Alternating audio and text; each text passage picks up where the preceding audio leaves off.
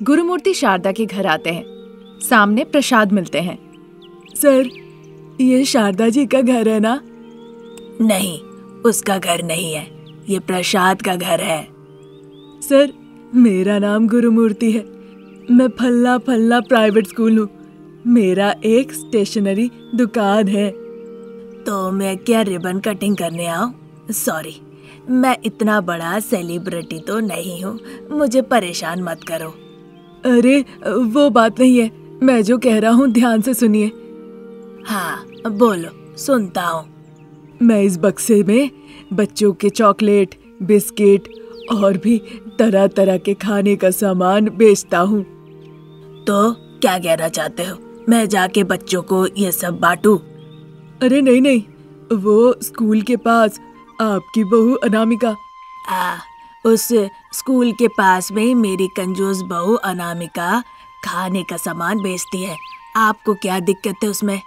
असल में आपकी बहू को तो अपनी दुकान को बंद कर देना चाहिए। अगर आप कहे कितना मिलेगा तो मैं कुछ चंदा इकट्ठा करके आपके हाथ ला कर दे सकता हूँ। चाहे डोनेशन ला दो, अपनी किडनी बेच दो, पर मेरी कंजूस बहू तो वो बंद नहीं करने वाली। अब जा सकते हो। इस तरह कहने पे गुरु अपना चेहरा लटकाकर दुखी होकर वहाँ से चला जाता है। तभी शारदा प्रसाद के पास आती है। कौन आया था जी?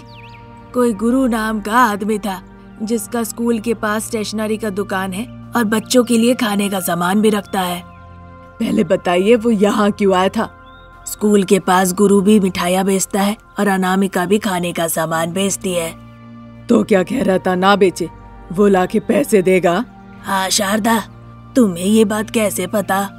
कल जब बहू नहीं थी और मैं मिठाइयाँ बेच रही थी तो यही गुरु मेरे पास आया था। अगर हम दुकान बंद कर देते हैं तो उसका मुनाफा होगा, इसीलिए कुछ पैसे भी हमें वो देना चाहता है। ओहो, तो तुम अपनी कंजूस बहू को जानती हो, इसीलिए इस प्रस्ताव पर तुम तैयार हो गई थी। हाँ, तो और क्या कर सकती हूँ? आप ही अपने मुंह से बताइए ना, कितने साल हो गए पेट भर के खाए। खाना खाएंगे तो शरीर में चर्बी जमेगा, ये कहकर पानी पिला के हमें रखती है। अगर तुम ये बात ना भी कहो तो मैं समझ सकता हूँ शारदा, बहू कैसी है, क्योंकि वही समस्या मुझे भी है, पर मैं ऐसा करने का सोच नहीं सकता। तुम सावधान रहना, इस तरह करना ठीक नहीं है। इतना कहकर प्रसाद वहाँ से चले जाते हैं। वहाँ एक प्राइवेट स्कूल के ठीक सामने गुरु का एक छोटा सा दुकान था और दूसरे तरफ कंजूस बहू अनामिका का मिठाई का दुकान था। गुरु गुस्से से अनामिका के दुकान के तरफ देख रहा होता है। अनामिका मिठाई बेचती है। आओ बच्चे आओ, स्पेशल घी की मिठाइयाँ, बिल्कुल तरोताजा। 5 रुपए में छोटा पीस, 10 रुपए में बड़ा पीस और 20 रुपए में बहुत बड़ा पीस। इस तरह कह कहकर वो बेचा करती है। बच्चे उसकी बातें सुन के उसके दुकान में आते हैं, पैसे देते हैं और मिठाइयाँ खरीद के ले जाते हैं। ये देखकर गुरु को बहुत जलन होती है। आजकल ये मिठाइयाँ बना रही है और देख रहा हूँ कि मेरे से ज्यादा फेमस हो गई है। सिर्फ उसकी वजह से मुझे घाटा हो रहा है। मुझे कुछ तो करना होगा ताकि उसकी दुकान पूरी तरह से बंद हो जाए। फिर जो होगा वो देखा जाएगा। अब क्या कर सकते हैं? ठीक उसी दौरान अनामिका के दुकान में 10 साल का एक लड़का बालू आता है। दीदी 20 रुपए का मिठाई दो। उसके इस तरह से मांगने पर अनामिका 20 रुपए का मिठाई लाके देती है। वो मिठाई लेके बालू वहाँ से भाग जाता है। अरे मेरी मिठाई, हे भगवान, मेरे 20 रुपए। इस तरह कहकर वो अपना दुकान का शटर लगा के बालू के पीछे पीछे भागने लगती है। बालू मिठाई लेकर भागते भागते सीधा क्लासरूम में चला जाता है और क्लासरूम का दरवाजा लगा के मिठाई खाने लगता है। अनामिका भागते भागते क्लासरूम के पास आती है और देखती है बालू मजे से मिठाई खा रहा है। अरे अरे, तुम मेरी मिठाई खा रहे हो, मेरे 20 रुपए तो दे दो। अभी मेरे पास पैसे नहीं है, मैं आपको कल ला के दूंगा। ऐसी बातें सुन के अनामिका को बालू पे बड़ा गुस्सा आता है। चोर कहीं के, बिना पैसे देकर मिठाई खा रहे हो? तुम्हारे पेट में दर्द होगा, तुम्हारी माँ उल्टियाँ करेंगी, तुम्हारे पिताजी का पेट खराब होगा, तुम्हारा छी, पता नहीं मैं कैसी कैसी बातें कह रही हूँ इसे। अब बालू का मिठाई खाना खत्म हो जाता है, फिर भी अनामिका डांटती रहती है। मिठाई आंटी, मैंने तो पूरा मिठाई खा लिया। अब मुझे डांट के भी क्या फायदा, मुझसे तो आपको पैसे नहीं मिलेंगे। जाके दुकान खोलिए और बाकी की मिठाइयाँ बेचिए, कम से कम उनसे पैसे आ जाएंगे। नहीं तो और क्या, हम जाके आपके सामने वाले गुरु की दुकान से खरीद लेंगे। तुमने मिठाइयाँ ली है ना, तो तुम्हें आज पैसे देने होंगे। बिना पैसे के मैं हिलूंगी भी नहीं। अरे मिठाई आंटी, मेरे पास पैसे नहीं है, मैं आपको कल दे दूंगा। बालू कह ही रहा था, उसके पेट में अचानक से गड़बड़ होना शुरू होता है। वो दौड़ के खिड़की के पास जाता है और विनती करने लगता है, प्लीज मिठाई आंटी, दरवाजा खोल दीजिए, मेरा पेट गड़बड़ कर रहा है, किसी भी वक्त मेरा नल खुल सकता है, प्लीज दरवाजा खोलिए।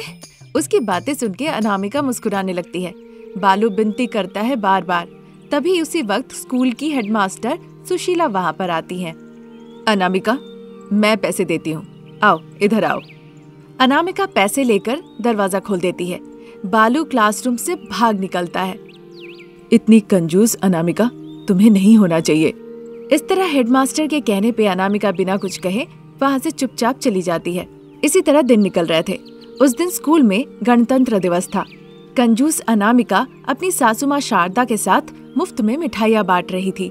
आओ बच्चे आओ, स्वादिष्ट मिठाइयाँ खा के जाओ।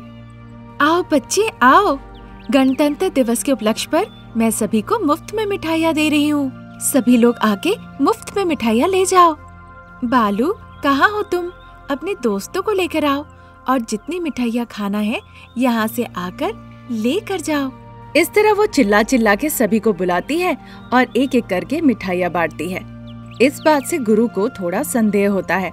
ऐसा तो कभी नहीं हुआ, ये कंजूस अनामिका गणतंत्र दिवस के नाम पर सबको मिठाइयाँ बांट रही है। Something is wrong. इस मौके का फायदा उठाया जा सकता है, अनामिका के ऊपर इल्जाम लगाया जा सकता है। इससे अनामिका का मिठाई का दुकान बंद हो जाएगा और मेरा दुकान चल पड़ेगा। देर न करते हुए जल्दी से वो जाके पुलिस को फोन लगाता है। एसआई अरविंद और कांस्टेबल कृष्णा जहां अनामिका मिठाइयाँ बांट रही थी वहां पे आते हैं। आइए सर, आप भी मिठाइयाँ ले जाइए। Happy Republic day.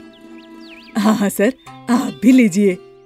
हम यहाँ मिठाइयाँ खाने के लिए नहीं आए हैं, ये सब बांटना बंद करो।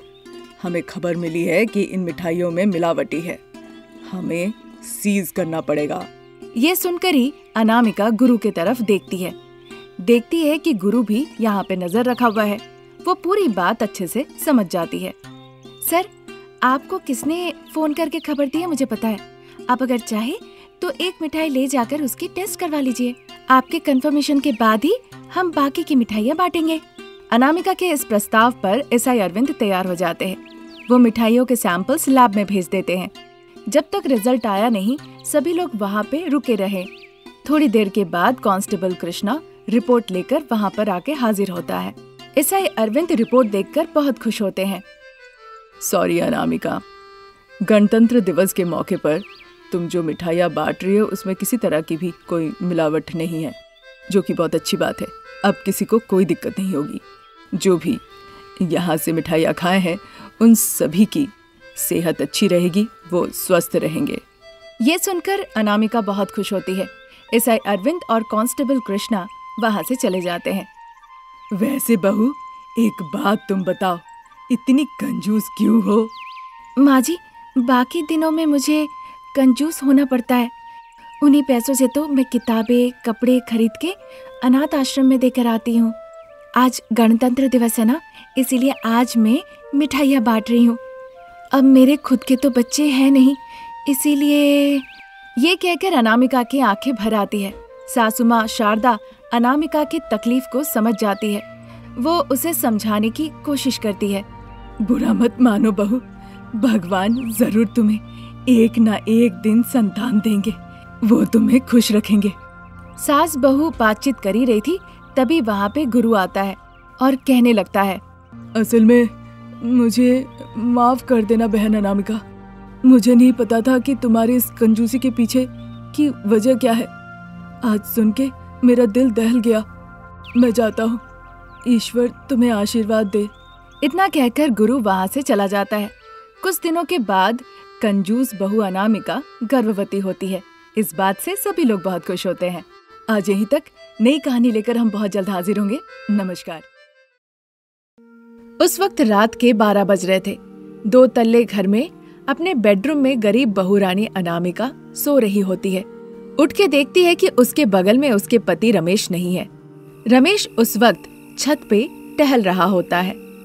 अभी मुझे अनामिका को संध्या के बारे में बताना ही होगा। अगर कहा बिना कुछ कहे वो बातें सुना रही है तो कहेगी बिना कुछ किए वो इल्जाम तुम पर कैसे लगा सकती है, ये सब लेकर लड़ेगी। और नहीं कहा तो कहने लगेगी कि तुमने सच क्यों नहीं बताया। अगर तुम मुझसे सच में प्यार करते तो मेरे पास आके सारा सच तुम स्वीकार कर लेते। ये सब बातें बोल बोल के मुझसे लड़ने लगेगी। छी, उस संध्या के लिए अगर कहा कि मेरी नौकरी चली गई तो अनामिका क्या कहेगी मुझे। अब मैं क्या करूं? रमेश ये सारी बातें सोच ही रहा था, तब तक अनामिका बाहर निकल आती है। बाहर एक तुलसी की पेड़ सूखी हुई थी। इस बात की परवाह ना करते हुए अनामिका रमेश के पास आती है। तब से आप इसी तरह घूमे जा रहे हैं? हाँ अनामिका, मन बहुत ही बेचैन है। खाने के लिए भी नहीं आए, ठीक से सो भी नहीं रहे हैं, आपको क्या हुआ है? ऐसी कोई बात नहीं अनामिका, भूख नहीं लगी थी इसीलिए मैंने खाना नहीं खाया। नींद नहीं आ रही थी इसीलिए मैं सो नहीं रहा हूँ। बस इतनी सी बात है, ज्यादा कुछ भी नहीं।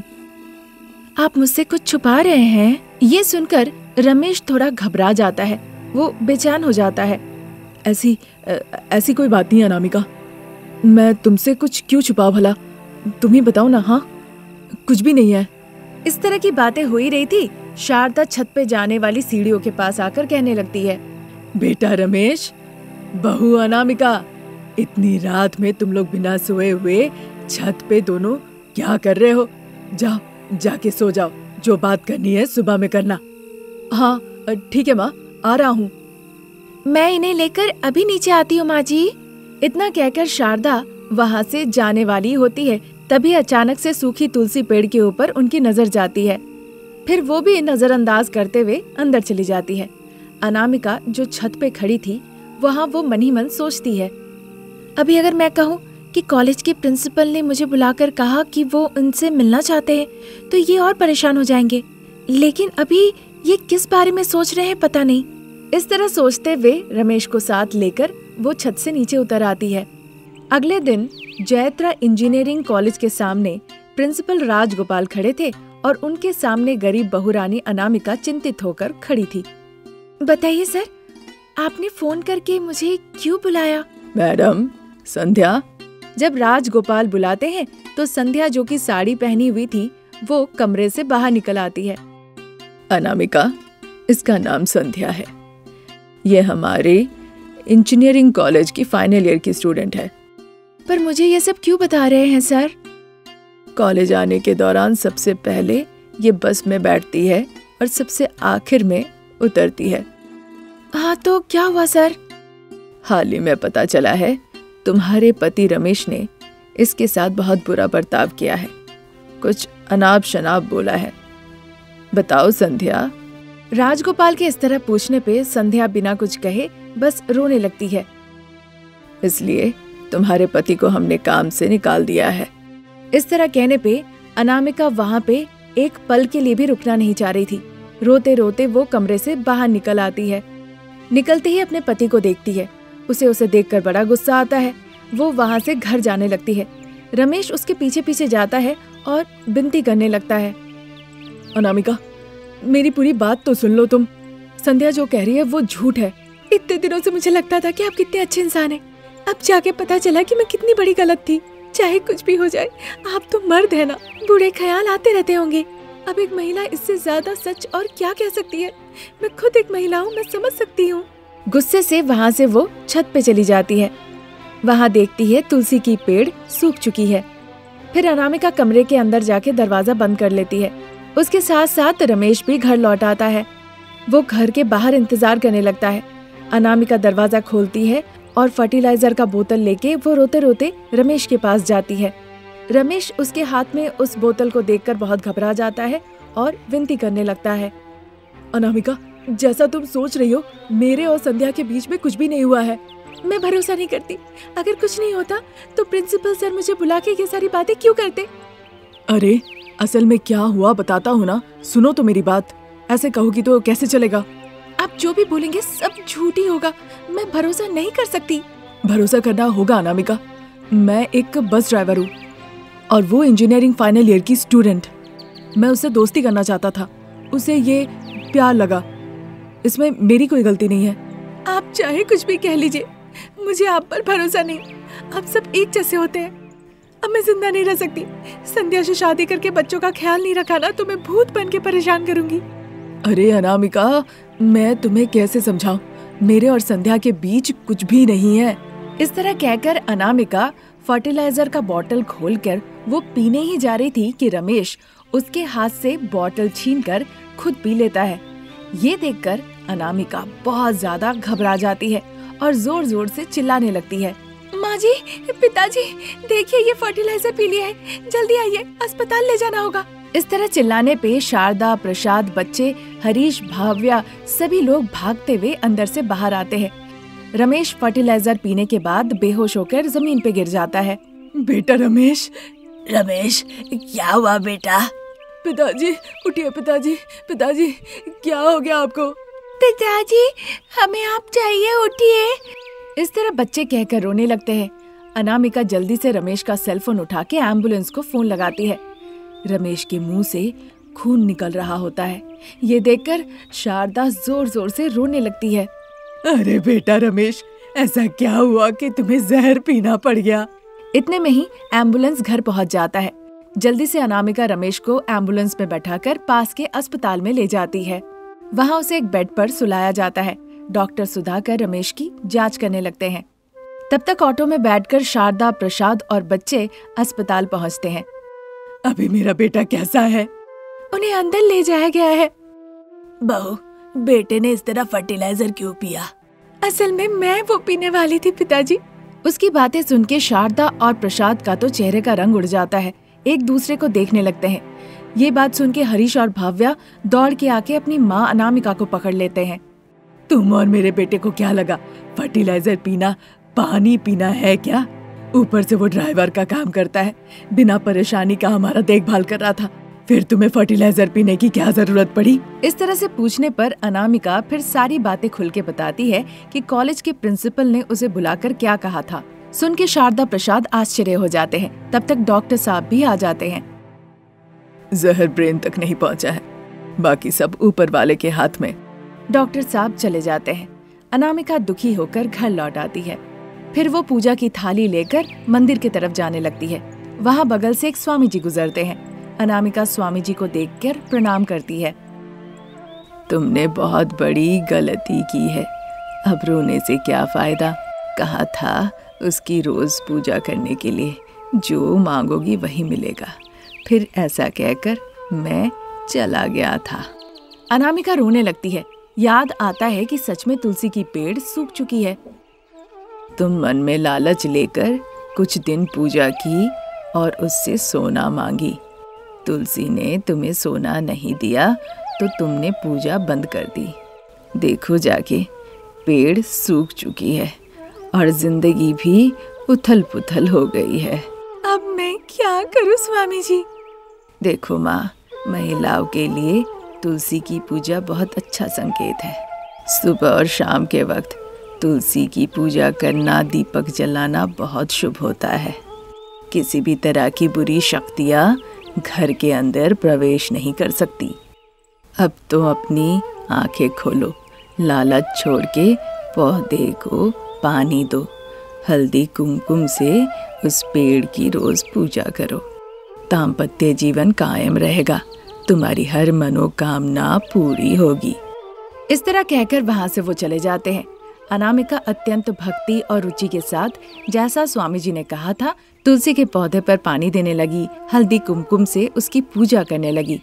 इसी तरह दिन निकल रहे थे। आखिरकार पौधा हरा भरा होने लगा। रमेश जो अस्पताल में था वो भी धीरे धीरे स्वस्थ होने लगा। Wow, this is wonder.